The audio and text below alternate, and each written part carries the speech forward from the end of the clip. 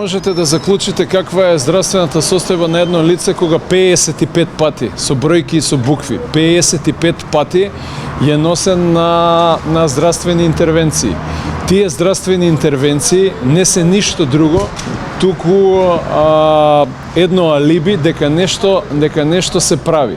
Но ништо не се прави, туку се обидува да се одржи некаква си далеку од нормална состојба, за да по секоја цена он се носи на судење.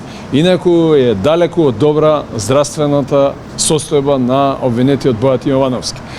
За напоменување дека пред неколку дена повторно му се земани узорци, односно материјали од улцерот, односно од неколкуте здебелени чирови што ги има во она што е останато од неговиот желудник и пратени се на хистологија да се утврди дали станува збор за можен карцином. Тоа е една работа и имаме известие каде што се наведува по 100 пат од субспецијалист дека треба да се спроведе хигиено-диететски режим. Јас не знам кој лекар веќе во Македонија треба тоа да го напише.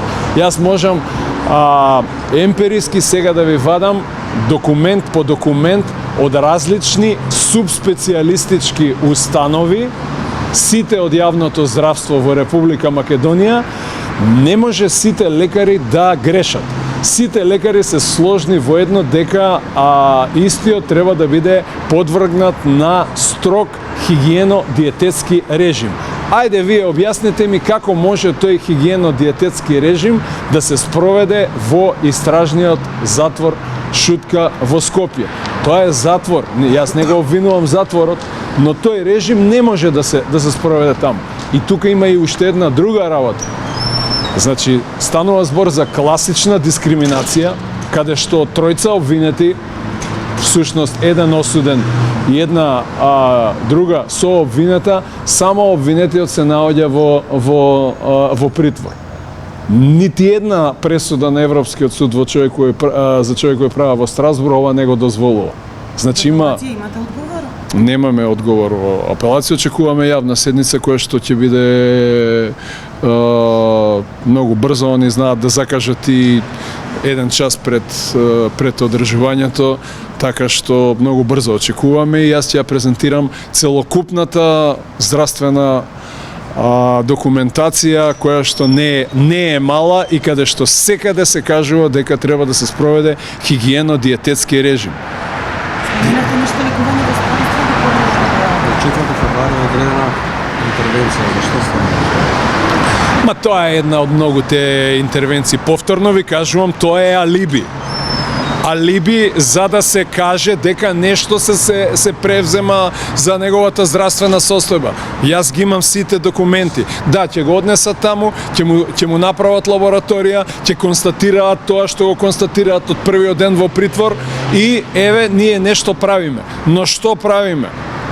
Да се однесе во странство на... Не, ние не сме побарале да се однесе во странство, но дадената е целокупната документација и во референтни странски установи да го дадат своето мислење. Но не е потребно тоа. Нашите субспецијалисти кои што се врвни професори го кажуваат тоа. Сите до еден го кажуваат. Така да не може сите да грешат. Добро. Информација од каде доаѓа? Можете видиме на секунда. Молам? И дали се уште добива закани? Не би го коментирал тоа, затоа што немам дозвола од мојот клиент за тоа да го коментирам. Јас се осврнувам на здравствената состојба, но сакам да кажам дека доколку се случи нешто со Бојан Јовановски, јавно кажува,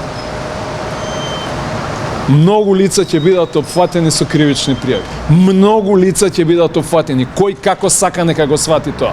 Ова е живување. Дали вие како новинари сте имале некој за 6 месеци да биде носен 55 пати во болница?